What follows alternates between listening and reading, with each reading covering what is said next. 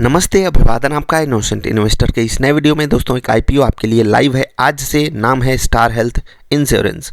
काफ़ी ऐड भी आपने इसका देखा होगा। आप में से बहुत सारे लोगों ने इनकी पॉलिसीज़ भी ली हुई होंगी, क्योंकि इनका मेन फोकस रिटेल सेगमेंट ही होता है। तो काफ़ी बढ़िया कंपनी है ये। जानेंगे इसके बारे में, इस कंपनी के इंपॉर्टेंट चीज़ों के बारे में, सेक्टर के बारे में। बने रहिएगा हमारे साथ। वीडियो जैसे ही पसंद आए लाइक ज़रूर कर दीजिएगा। सबसे पहले देख लेते हैं कि ये किस प्राइस पे आया है। 900 रुपये पे आया है। अब ये प्राइस महंगा है या सस्ता, अंत तक आपको पता लग जाएगा। अभी आपको ये समझना है 30 तारीख से यहाँ पर आप एप्लीकेशन चालू कर सकते हो। 2 को ख़त्म, 7 को आपको अलॉटमेंट मिलेगा, 8 को रिफंड आ जाएगा, 9 तारीख ये है अलॉटमेंट डेट। लिस्टिंग होगी 10 तारीख को। ठीक है, अलॉटमेंट का मतलब आपके डीमैट में आपके शेयर्स आपको मिल गए होंगे। चलिए, ये तो हो गई बात नॉर्मली डेट वगैरह की। अब जानते हैं थोड़ा सा कंपनी के बारे में, क्योंकि वो है सबसे ज़रूरी चीज़ कि ये कंपनी करती क्या है। तो जैसा कि नाम ही बता रहा है, कंपनी हेल्थ इंश्योरेंस के सेक्टर में है। तो काफ़ी कमाल का सेक्टर है, और मुझे इंश्योरेंस सेक्टर कितना पसंद है अगर आप लोग फॉलो करते होगे वो जानते होगे। पहले डिस्कशन कर लेते हैं कि आईपीओ साइज जो बड़ा है इससे क्या खास कुछ फ़र्क पड़ेगा। जी हाँ, पड़ेगा, क्योंकि यहाँ पर ओएफएस भी है और फ्रेश शेयर्स भी इशू किए जा रहे हैं। बस छोटी सी दिक्कत ये है कि जो ओएफएस है वो काफ़ी ज़्यादा बड़ा है, और यहाँ पर जो फ्रेश शेयर्स हैं वो मात्र 2000 करोड़ के इशू किए जा रहे हैं। इस पर आपको थोड़ा सा ध्यान रखना है, थोड़ा सा ये पॉइंट नेगेटिव है। क्या ये स्टॉक, क्या स्टार हेल्थ इंश्योरेंस एक चमकता सितारा बनेगा, देखेंगे। उससे पहले एक चीज़ दिखा देते हैं कि ये जो स्टॉक है ये बैक्ड है किसके द्वारा, झुनझुनवाला साहब के द्वारा। आप यहाँ पर देख सकते हो। चलो भाई तुम हटो, हाँ तुम, राकेश झुनझुनवाला। ठीक है, यहाँ पर आप देख सकते हो इनके पास खूब सारे शेयर्स हैं इस कंपनी के। 14% का स्टेक रेखा राकेश झुनझुनवाला जी के पास 3.26% का स्टेक है ना। कमाल का स्टेक। तो भाई साहब, झुनझुनवाला साहब की कंपनी है तो हो सकता है कुछ कमाल कर ही दिखाए। समझ रहे हैं। ये पॉइंट पे मैं बिल्कुल फोकस नहीं करना चाहता, लेकिन कई सारे लोगों ने मेरे पास रिक्वेस्ट भेजी है, अरे सर राकेश झुनझुनवाला, अरे सर राकेश झुनझुनवाला। तो मैंने सोचा आपको दिखा दें। बिल्कुल एक पॉजिटिव फैक्टर है ये, लेकिन इसका ये मतलब थोड़ी कि वो शेयर खरीद के बैठे हैं और आप भी खरीद लोगे। समझ रहे हैं। चलिए बात करते हैं इस सेक्टर के बारे में। पहले कंपनी के बारे में। नाम आपको खुद ही बता रहा है कंपनी क्या काम करती है। थोड़ा सा इनका देखते हैं कि इंडस्ट्री में क्या रुतबा है।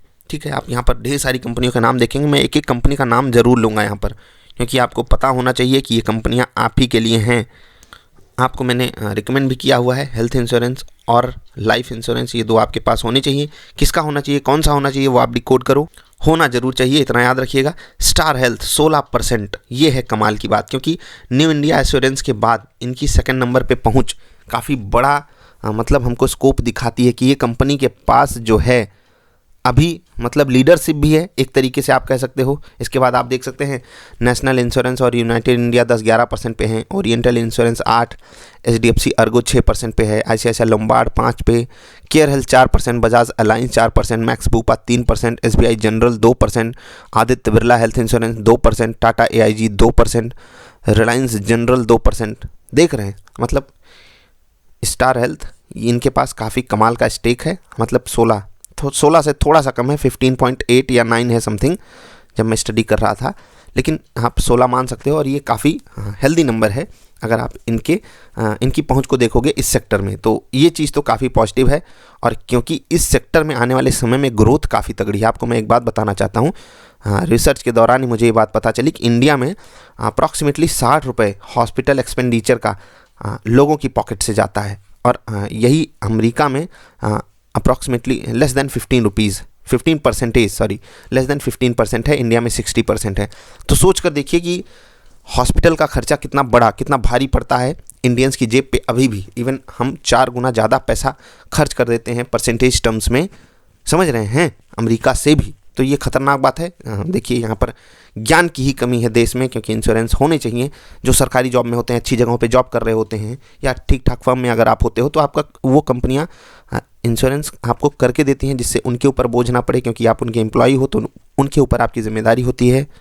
लेकिन उनसे भी ज़्यादा आपको खुद की जिम्मेदारी लेनी चाहिए, और इसीलिए मैं आपको हेल्थ इंश्योरेंस और लाइफ इंश्योरेंस रिकमेंड करता हूँ। दोबारा ये बात इसलिए बोल रहा हूँ क्योंकि ये मुद्दा सीरियस है। आप में से बहुत सारे लोग अवॉइड करते हो 500-700 रुपये के लिए, लेकिन आपको नहीं करना चाहिए। मिनिमम आपको छोटा ही सही, लेकिन ले ज़रूर लेना चाहिए। ठीक है, कब क्या किस चीज़ की ज़रूरत पड़ जाए आपको देखना चाहिए। अभी देख लेते हैं इस इंडस्ट्री के बारे में। इंडस्ट्री की ग्रोथ कितनी पॉसिबल है, क्योंकि ये जो पॉइंट्स है ना, देखिए ये जो डेटा मैं आपको दिखा रहा हूँ इनके रेड हेरिंग प्रॉस्पेक्टस से दिखा रहा हूँ। आप सेबी की वेबसाइट पे जाकर डाउनलोड कर सकते हो, या आपका ब्रोकर भी इनका लिंक ज़रूर प्रोवाइड करता है, तो वहाँ से आप डाउनलोड करके अन्य डेटा पॉइंट्स भी पढ़ सकते हो। लेकिन जो ज़रूरी है वो मैं आपको बता रहा हूँ। CAGR देखिए 15, 16, 17, 18, 19, 20, 21, 22, यहाँ पर कैगर 19 का था, अभी यहाँ पर कैगर 18 का है। कुछ खास डिग्रोथ नहीं आई है, स्टेबल है, लेकिन मुझे यहाँ पर थोड़ा सा इशू लग रहा है। मतलब ये 20 होना चाहिए था, 21 होना चाहिए था, थोड़ा डाउन आया है। लेकिन फिर भी इंडिया में स्कोप दोस्त बहुत बड़ा है। मैंने आपको बोला ना कि अभी जब लोग समझदार होंगे, उन्हें पता चलेगा कि भाई अपनी जेब से देने से अच्छा है हम इंश्योरेंस लेकर बैठे रहें। अगर हम स्वस्थ हैं, अगर हम मस्त हैं, अगर हमें कुछ नहीं हुआ तो एंजॉय कीजिए ना, क्या दिक्कत क्या है। आप क्या चाहते हो, आप बीमार पड़ जाओ? नहीं चाहते ना। मतलब लोग तो ऐसे एक अनहोनी में जीते हैं, मान लिया बीमार नहीं पड़े तो इंश्योरेंस ख़राब चला जाएगा। अरे इसीलिए तो ले रहे हो कि अगर बीमार पड़ गए तो उसका उपयोग हो जाए, आपकी हार्ड सेविंग्स फालतू में ना चली जाए। तो इसलिए मैं आपको बोलता हूँ, और कोई बात नहीं है। चलिए, आने वाले सालों में जो प्रोजेक्टेड ग्रोथ है वो काफ़ी कमाल की है। यहाँ पर 2021 फाइनेंशियल ईयर की बात हो रही है, यहाँ पर 2025 की बात हो रही है। आज से 4-5 साल बाद जब आप जाओगे तो यहाँ पर आपको काफ़ी बड़ा नंबर देखने को मिलेगा, 1150 बिलियन रुपीज़। ये है कमाल। और देखो यहाँ तक पहुँचना कठिन तो है, लेकिन अगर इंडस्ट्री 17, 18, 19% के आसपास भी ग्रो करती रही तो आसानी से पहुँच जाएगी। ऊपर अगर ग्रोथ करेगी तो 2-4 महीने पहले हो जाएगा, लेकिन होगा ज़रूर, क्योंकि जैसे नॉलेज बढ़ेगी लोग इंश्योरेंस में अपनी रुचि दिखाएंगे, इसी कारण ग्रोथ पॉसिबल है। अब 18% का CAGR यहाँ पर एक हमें पॉजिटिव संकेत दे रहा है कि जब इंडस्ट्री 18% के CAGR से बढ़ सकती है तो हमारा इन्वेस्टमेंट भी तो बढ़ सकता है। और इसीलिए बात आती है कंपनी के वैल्यूएशन को चेक करने की, फाइनेंसेस को चेक करने की। तो उसके लिए मैंने अपने बिहाफ पे रिसर्च की है, बहुत ध्यान से आपको कुछ बातें बताऊंगा। लेकिन पहले इनका फाइनेंशियल स्टेटमेंट का एक मतलब हिस्सा हम देख लेते हैं। चलिए बहुत ध्यान से देखिएगा यहाँ पर कुछ पॉइंट्स। ये कंपनी अभी 8,255 मिलियन, यहाँ पर आप देख लीजिएगा, अगर आप करोड़ में कन्वर्ट करना चाहते हो तो 825 करोड़ रुपए का लॉस मान सकते हो, जो इनको हुआ था मार्च 31, 2021 में। यानी कि ये जो साल बीता, यहाँ पर इनको भयंकर लॉस हुआ। कारण था कोविड, क्योंकि क्लेम्स लोगों ने भयंकर तरीके से किए और इसी कारण इनको इतना बड़ा लॉस झेलना पड़ा। इसीलिए कहते हैं कि जैसे ये कंपनी खुद आपको एक एग्जांपल दिखा रही है कि अगर आप इमरजेंसी के लिए पैसे बचा कर नहीं रखोगे तो बहुत तकलीफ होगी। अब कंपनी अगर ये लॉसेस को हैंडल कर सकी तो केवल इस कारण क्योंकि उन्होंने कैश बचा कर रखा हुआ था। चलिए उससे पहले वाले सालों में जाते हैं तो आप देखोगे 268 करोड़ रुपए की कमाई इन्होंने की थी 2020 में। 2019 में इन्होंने कमाई की थी 128 करोड़ की। ग्रोथ आप देखिए कितनी बढ़िया है इनकी। ठीक, अभी यहाँ पर हम अगर रेवेन्यू के टर्म्स में देखेंगे केवल बात, तो हम पूरी पिक्चर समझ नहीं पाएंगे। इसीलिए मैं आपको यहाँ पर जो एंगल दिखाना चाहता हूँ वो ये है कि कंपनी के पास क्लेम कितना आता है, उसी हिसाब से कंपनी की प्रॉफिटेबिलिटी डिफाइंड होती है। जैसे कि ग्रोथ की हमने बात की, 18% की ग्रोथ पॉसिबल है, तो वो तो कंपनी हमको करके दिखाएगी, क्योंकि ये लीडर है। मैंने आपको शुरुआत में ही बताया, इनके पास अगर लीडरशिप पोजीशन है, यहाँ पर समझ रहे हैं जो मैंने आपको यहाँ पर समझाया, अगर इनके पास लीडरशिप पोजीशन है इसका मतलब इनके पास कुछ तो कमाल का है, कुछ तो इनके पास बढ़िया प्रोडक्ट्स हैं जो लोग चूज़ कर रहे हैं इनको। क्योंकि न्यू इंडिया एश्योरेंस आपको पता है कि लोग वहाँ पर सरकारी और प्राइवेट का भी एंगल जोड़ने लगते हैं, समझ रहे हैं। अब आपको यहाँ पर क्या देखना है, 2-3 चीज़ें आपको पॉजिटिव मिल गई। पहला तो सेक्टर कमाल का है, दूसरा इनके प्रोमोटर्स में राकेश झुनझुनवाला का होना, मतलब उनके वो 1%, 2% भी किसी कंपनी का शेयर ले लेते हैं तो वहाँ पर भी लोग धूम धड़ाका करते हैं, समझ रहे हैं ना। खैर ये बड़ी कंपनी है, IPO साइज भी बड़ा है, लेकिन फिर भी झुनझुनवाला साहब का होना कमाल का है।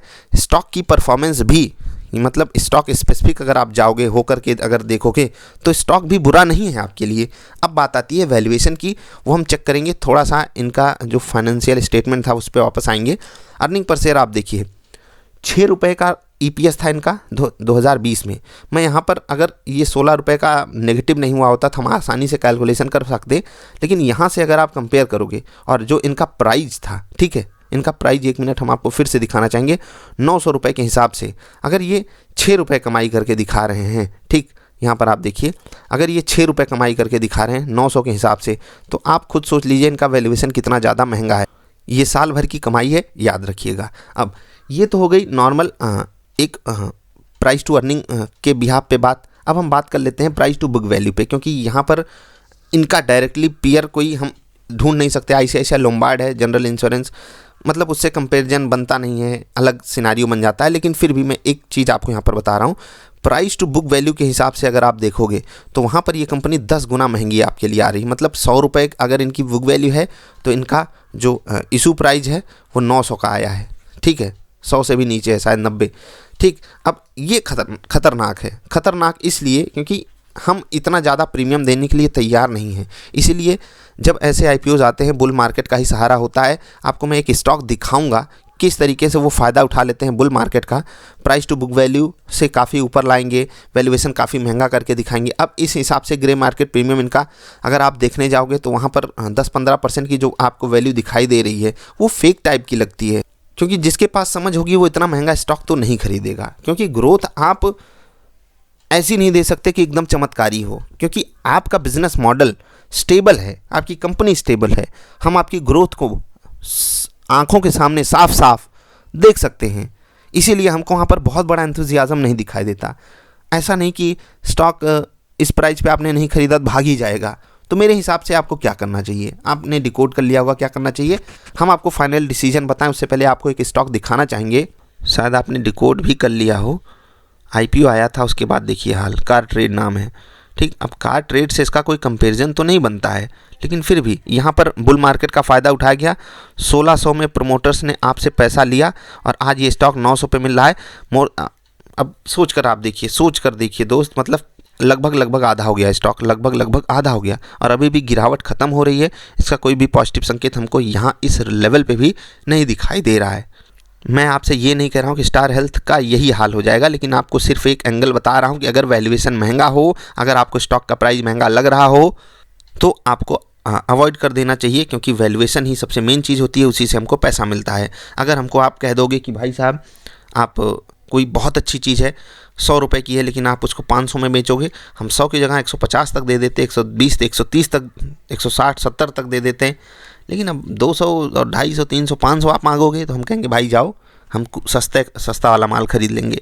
और मैं आपको खुद बता दूं कि इससे बेटर ऑप्शंस आपके लिए मार्केट में लगभग सेगमेंट सेम है। हाँ, लाइफ इंश्योरेंस सेगमेंट में आप जा सकते हो या फिर कुछ अच्छे फाइनेंशियल स्टॉक्स को भी आप खरीद सकते हो। इंडिया की ग्रोथ स्टोरी बैंकिंग सेक्टर में भी इंटैक्ट है, तो इंश्योरेंस सेक्टर भी एक बढ़िया स्कोप आपको दिखा रहा है। लेकिन क्योंकि वैल्यूएशन बहुत ज़्यादा महंगा है इसलिए आपको अवॉइड करना चाहिए। चाहे प्राइस टू अर्निंग मल्टीपल पे आप देखोगे, चाहे बुक वैल्यू के मल्टीपल पे देखोगे, ग्रोथ अगर उस हिसाब से होती तो एक बार के लिए हम ये डाइजेस्ट कर लेते कि चलो भाई साहब आप महंगा वैल्यूएशन ले रहे हो, लेकिन ग्रोथ उतनी तगड़ी है नहीं। आने वाले समय में भी मैंने आपको 5 साल का वो भी दिखाया। तो मेरे हिसाब से इस आईपीओ को अवॉइड करना चाहिए। अगर आप अप्लाई करना ही चाहते हो तो लोअर बैंड पे कीजिएगा। अगर एकदम मन ही है कर ही देने का, मैं तो बिल्कुल अवॉइड करूँगा, नहीं लेना है। अगर मुझे ये आईपीओ 700 के आसपास मिलता है गिरने के बाद, तो एक बार मैं वहाँ पर रिविज़िट करूँगा पोजीशन, किस हिसाब से बड़े प्लेयर्स बना रहे हैं, तब देखूँगा। पॉजिटिविटी भी इस कंपनी के लिए, सेक्टर के लिए काफ़ी है, लेकिन ना इन्वेस्ट करने का वैल्यूएशन ही इकलौता कारण है, अवॉइड करना चाहिए। अभी इतना ही। आप क्या सोचते हो ज़रा बताइएगा। हम जल्दी मिलेंगे ढेर सारी अच्छी वाली वीडियोज़ में। अगर आपको यहाँ पर कुछ डेटा पॉइंट्स ना समझ में आए हो कमेंट करके बताइएगा। आपकी मदद करने के लिए कई सारे लोग तैयार हैं और मुझे बहुत अच्छा लगता है जब आप लोग एक दूसरे की मदद करते हो। गजब की फीलिंग आती है, मस्त मज़ा आ जाता है। अभी इतना ही, नमस्कार।